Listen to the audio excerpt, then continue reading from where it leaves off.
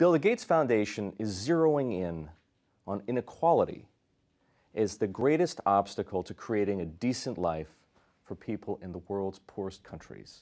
Why inequality? Well, we take a lot for granted in the United States and other wealthy countries. The fact that we have enough to eat, the fact that children overwhelmingly survive and their nutrition is such that they're able to be educated and live a full life. Those things are not yet universal. In fact, over 5 million children a year die, and that shouldn't happen. We've made progress. It used to be 10 million a year would die, but the things that we think every human should have are not yet available. So inequality is of a more dramatic and stark form when we look globally. Now, you're optimistic in part because of the amount of progress that's already been made, right? That's absolutely right. Because of new vaccines that have been financed so that they can go to all the world's children, these death rates have come down quite dramatically. And living conditions have improved. Absolutely. You know, they're not at the level of the U.S. and other rich countries, but 50 years ago, there were poor countries and rich countries. Today, most of the people on Earth live in middle-income countries. So Mexico, China, Brazil, these countries, you do get enough to eat, and you do have a reasonable education system, and the girls get a chance to go to high school. There still are parts of the low middle-income countries and some poor countries where anybody who visits will see such stark deprivation that they feel, just from a human moral point of view, that the slight amounts we spend to help with that, that we ought to maintain or increase that generosity. Why are gender and geography the two factors most responsible for the inequality that we're talking about, that you've observed and gathered data on? Well, the numbers tell that story. If you're born in Finland, you're a 50th as likely to die as a child than if you're born in Niger or a lot of sub-Saharan African countries. That factor of 50, that shouldn't take place. The world is rich enough that the basic medicines, nothing fancy, nothing super expensive, should get to all those children.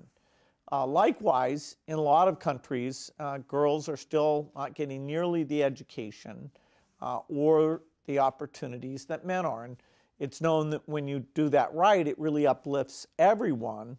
And so it'd be country first. You'd hope to be born in a country that's reasonably well off. And second, you're going to have more opportunities still if you're a boy. You're absolutely right. The world is more than rich enough to narrow, at the very least, the gap in living conditions, mortality rates, infant mortality rates between the world's wealthiest countries and the world's poorest countries. What would you say, Bill, is the single greatest obstacle to progress on that front? Well, if the people whose children were dying or had malnutrition were in your neighborhood, then you would immediately, organize a group and step up and, make sure the problem is eliminated. So the challenge is that people don't get an opportunity to go to these countries and see that deprivation. We're hoping to get that story to them, and the story of progress. If it's just that you feel guilty and you think, okay, this will never get solved, that's less motivating than realizing that when you help buy a bed net, that literally is saving a child's life. So it's very little money to make these improvements. In general, the kind of foreign aid that enables this is less than 1% of government spending in any country.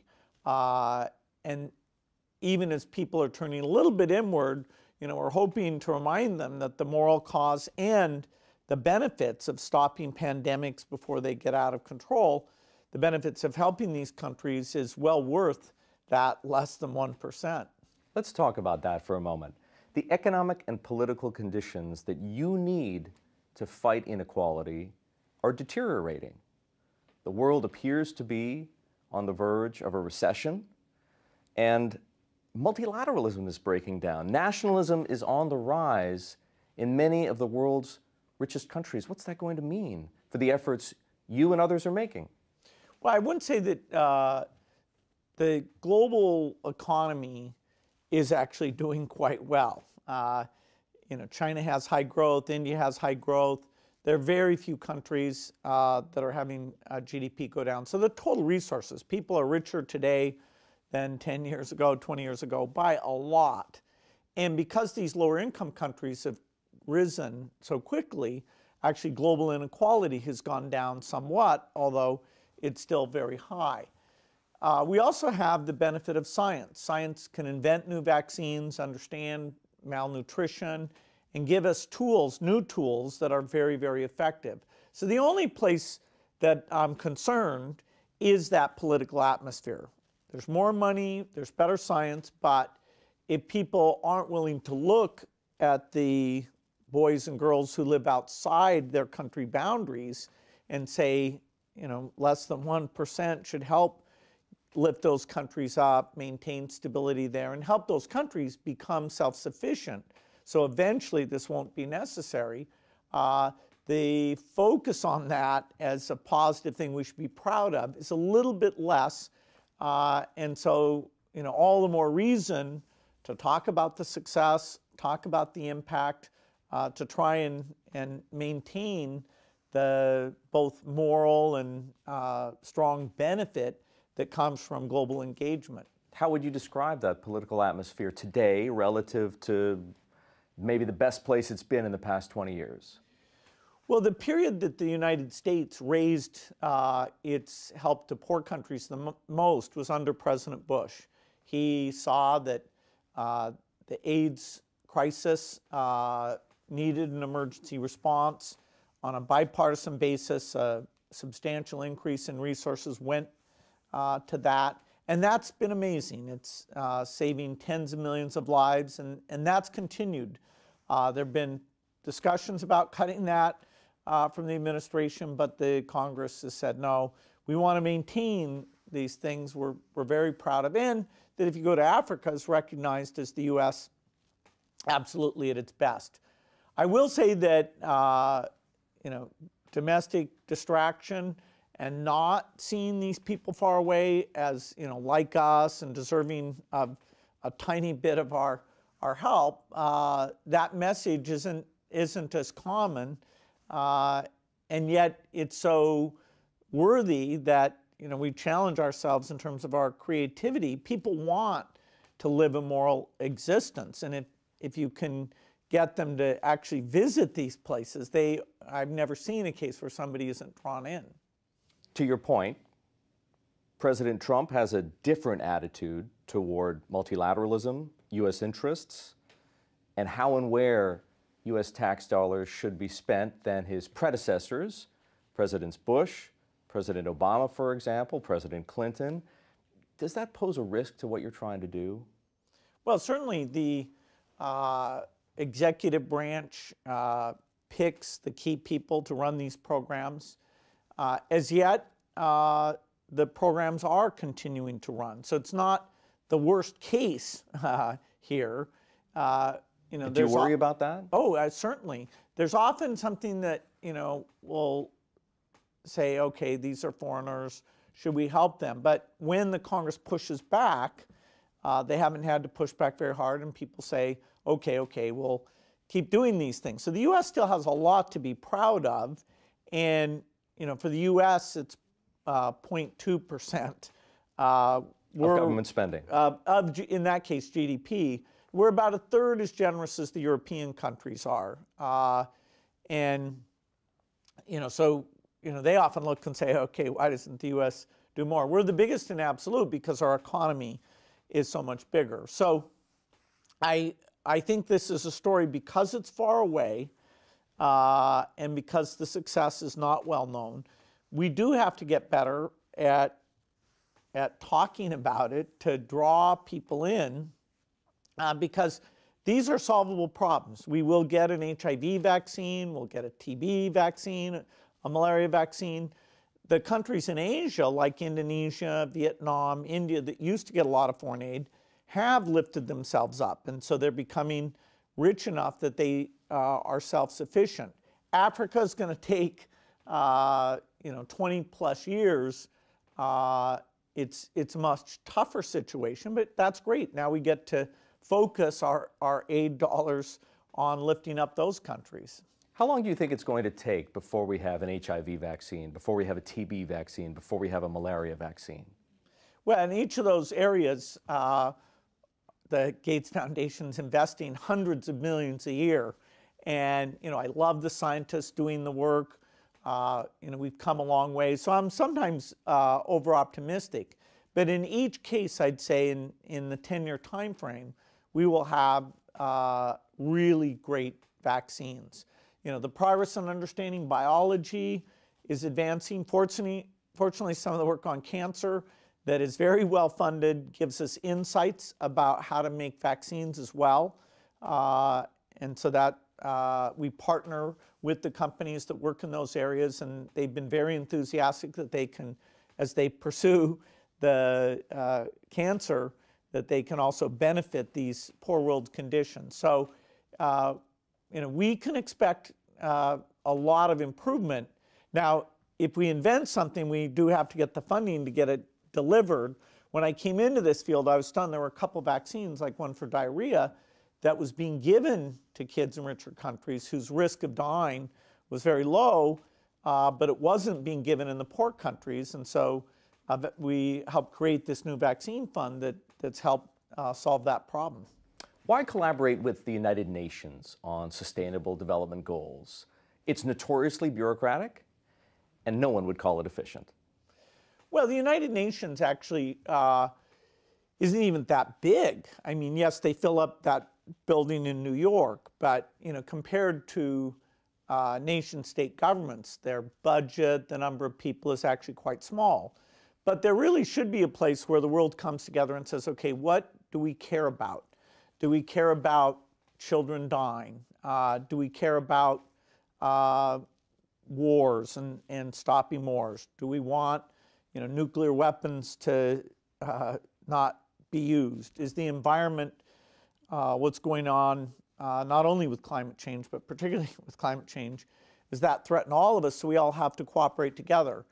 And the previous version, the so-called Millennium Development Goals, those were actually quite successful. And that finished in 2015, and the poverty numbers went down, the death numbers went down. And so a new set of goals that were somewhat broader, like the environmental work was brought in, was blessed actually unanimously by all these members. So that gives it a clear, hey, this is humanity working on the issues that count. And these aren't very controversial things. I mean, telling a mother you don't want her children to die, there's not like one of the countries that thinks that should be a lower priority. Human morality and human values have enough in common. How we govern ourselves, what level of taxes we should have, fine. People can disagree about that. But the idea of preserving nature, letting kids be healthy, that's really enshrined. Now, there's an ambitious goal. The deadline for this one is 2030. It'll be hard to reach that, but there's constant improvement. And our foundation every year takes the time of the General Assembly saying, okay, we don't think about the poor countries much. This is the one time of year, let's see what's going well. Let's see what's behind. Let's celebrate the heroes, whether it's scientists with new tools or people in the field, and really give some visibility to what is the report card for humanity. Let's talk about climate change, Bill.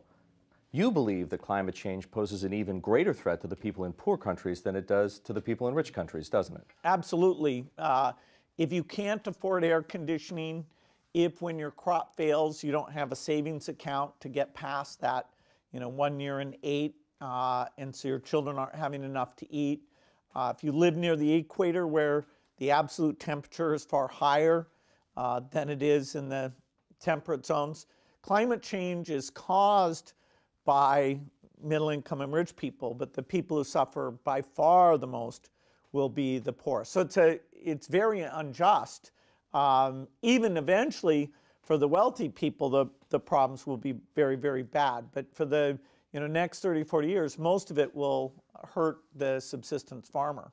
Why focus your efforts at the foundation on mitigation and adaptation to climate change instead of combating the root problem, carbon emissions? Well, mitigation is not an area that the foundation gets involved in. That's where you're trying to switch to green energy or electric cars or meat that is made without cows. That's big private sector stuff. And you invest in that. I invest, billions in those things, including, nuclear reactors and all sorts of things to help there. Adaptation, which is taking the fact that there will be climate problems, and we need to help those who are hurt by it by giving them better seeds that can deal with the drought or that are more productive so you can save more money. Those things the foundation is very, very involved in. And most people think about this mitigation of reducing emissions, the idea of how you minimize the damage, which they call adaptation, that gets very little attention. And that's why I and a few others, Bon Ki-moon and a really great group of people, created a commission about this adaptation issue that later this year, that it'll make it more clear that there's work to be done there. Do you think climate change is stoppable or maybe even reversible at some point? Well, we're not going to have a year where the world is cooler than it is today. The temperature, the average global temperature, is going to go up a lot. And in the next 50 years, it won't go down. Now, deciding how much it goes up, does it go up by 2 degrees or 3 degrees or 4 degrees, that's in our hands. If we ignore the problem, you're going to aim head to something that's like a 4-degree scenario, which in terms of natural ecosystems, forest fires, days that humans just can't go outside if you live near the equator, it's pretty extreme case. Knowing how seriously people are going to take it and what type of innovations will come along will determine where in that 2 to 4 degree range we are by the end of the century. And I certainly hope we don't run the experiment of being higher than 2 degrees, but it will take a lot of commitment and a bit of luck on the innovative breakthroughs to be able to get there. There are a number of different ways of fighting climate change. Renewable energy is clearly one of them. Do you think governments should subsidize renewable energy or should take-up be dictated by market forces alone? Well, the cost of wind and solar has come down dramatically, and some of that subsidization has helped drive that volume, which drives the learning curve, and the prices come down. Now they're they're not going to come down much more. So the tax benefits there should be shifted into things that are more limiting, like energy storage, offshore wind, which still has a huge premium price, lots of places that we need the market to get going. The progress in solar and wind is very helpful, but the sun doesn't shine 24 hours a day. If you're far away from the equator, actually in the winter, you can't get as much. And so, and that's just for the electricity piece, that's only 25% of emissions. So we need a lot of efforts. But yes, that subsidization, that accelerated rollout, that's one of the few advances we had. It's less than 10% of all energy generation, because the global economy has a lot of energy generation. But it's one of the good things that has been developed.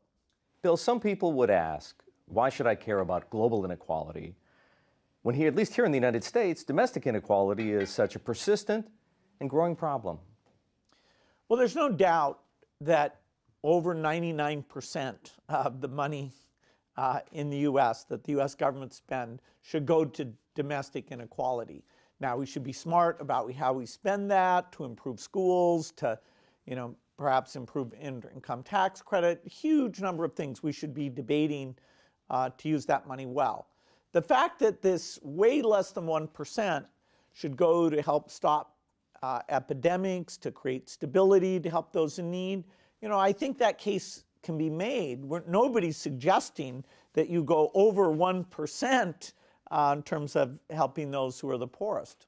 You've told me before that a progressive income tax structure is the best way to fight the inequality problem here in the United States, a redistribution of resources, if you will. And if anything, our tax regime should be more progressive. You still feel that way, right? Well, the government is spending more than it takes in. So at some point, even for the current safety net and programs, somebody's going to pay more in taxes. And I do think that should be done in a progressive fashion. Just fixing the taxes alone, is a big help, but you also want the impact of that government spending to really learn, why are kids dropping out of college? It's not the case that affordability is the only problem in U.S. higher education. And for some cases it is, but I wouldn't even put that at the top of the list. Now that so much wealth is concentrated in the hands of so few, some people say that a wealth tax, not an income tax, is the only way to properly tackle the inequality problem. Could you get behind a wealth tax? I wouldn't be against a wealth tax. Unless you get a lot of nations cooperating and deal with some of the problems like people leaving the country, or how do you do these valuations that can get quite complicated, and if you have to do that every year. But if the society got behind a wealth tax, yes, you can raise money that way. Not many countries do it. In fact, Europe has less today than it had before, partly because if you're a small country, the issue of people leaving, changing their residence is a fairly big issue. In general, I'm for way more financial transparency. I don't like that you can have trusts where nobody knows who owns it. Whenever you talk about all this money that moves around and, what did it pay taxes? Is that criminal money? We should have a lot more transparency. So I doubt, the U.S. will do a wealth tax, but I wouldn't be against it. The closest thing we have to it is the estate tax, and there I've been a huge proponent that that should go back to the level 55% that it was a few decades ago. Tax refugees are a real issue. What would you say to your fellow billionaires, and in some cases millionaires, who reject the idea of progressive taxation and increasingly are relocating, at the very least under the current regime, to states where they don't have to pay as much tax? Yeah, so the biggest issue about this would be if people are actually leaving the country altogether. There you could have something like an exit tax, certainly for their U.S. assets. Within the U.S., there's a fair bit of zero-sum competition, both for individuals and for businesses, where, if somebody's going to place some jobs, then, gigantic money gets spent to them. I think a lot of that, the state should sit down and, sort of declare a truce in terms of how that money gets spent. We're never going to totally align the income tax regime across the 50 states, but, if they would move towards the middle in some way, that would be helpful. There are jurisdictions that are getting to a point where it really does become that they're not helping themselves by raising the rate. We're talking about places like perhaps New Jersey or Connecticut, the ones where most people seem to be fleeing. Yeah, I don't keep track of who's got the very highest rate now. There are states whose balance sheet is very troublesome in terms of the liabilities they have, and it's too bad we're not really facing up to those and saying, okay, what is the plan for New Jersey or Illinois, over the next several decades? to get out of the financial difficulty they're in. Puerto Rico's the most extreme. I want to ask you about philanthropy. As a matter of principle, most people would agree that more philanthropy is a good thing. But as you well know, there's a big difference between good or effective philanthropy and bad or ineffective philanthropy.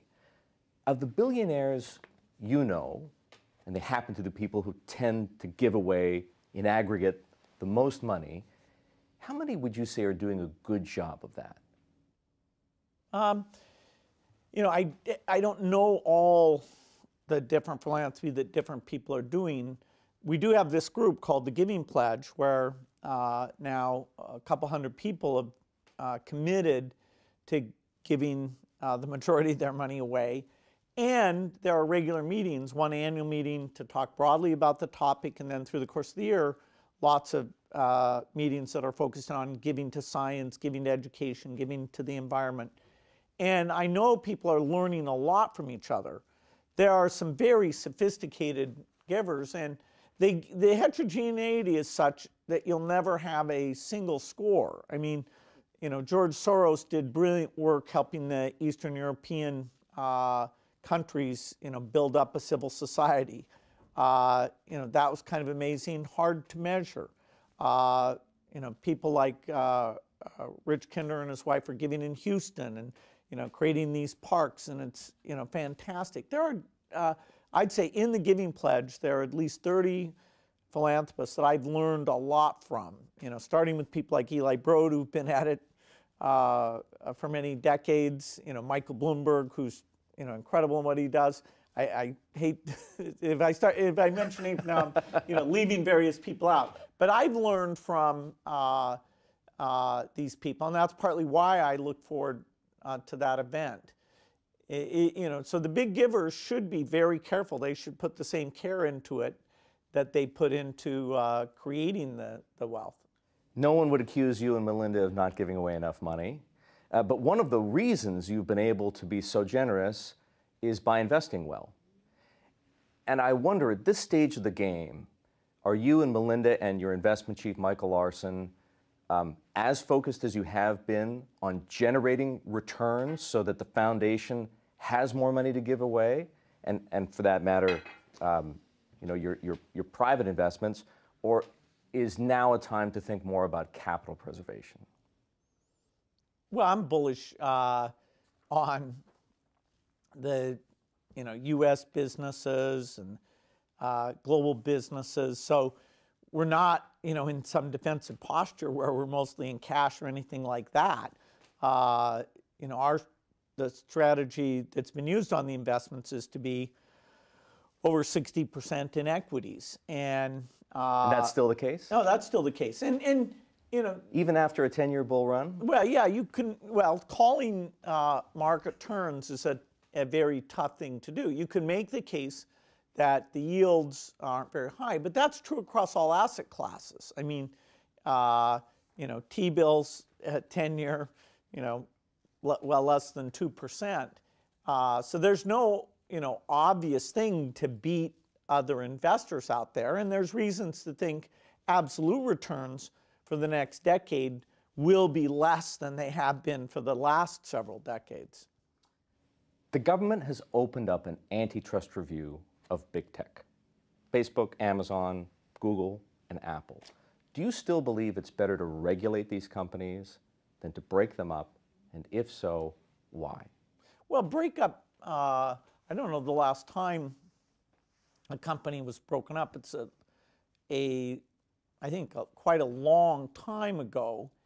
And you have to really think, is that the best thing? If there's a way the company's behaving that you want to get rid of, then, you know, you should just say, okay, that's a banned behavior. Stop just doing splitting that. a company in two and having two people doing the bad thing, you know, that doesn't seem like a solution. So it's a pretty narrow set of things that I think breakup is the right answer to.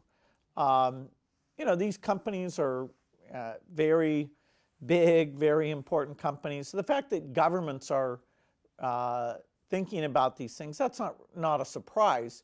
You know, I was naive about this, but that it was a long time ago, and I didn't realize that as Microsoft gets successful, we'd come under scrutiny, and we went through our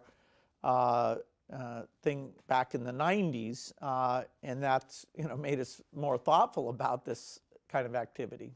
Do you share the government's concerns that any one of these companies, or all of them perhaps, are doing things, abusing their power and influence in such a way that it undermines either the political system, and we've heard about that, or perhaps the consumer economy, and we've heard about that too? I think these companies are behaving totally legally. They're doing a lot of innovative things. The fact that the tax rules incent you to structure in a certain way and to minimize your taxes. People should look if they want to change that going forward. That's a real question. Social media, nobody had a crystal ball that in some ways that would be a way of sort of radicalizing people or splitting them into different groups. What exactly the solution to that should be to have us more reading a common front page and not being pulled to extremes, I don't think you can rely completely on the tech industry to worry about that enough, come up with the solutions. I do think government really needs to talk about what those rules should be. So it's not, you could say I'm biased, but I see these as well-meaning, highly innovative companies that it's up to society to make sure that their innovation doesn't have negative side effects.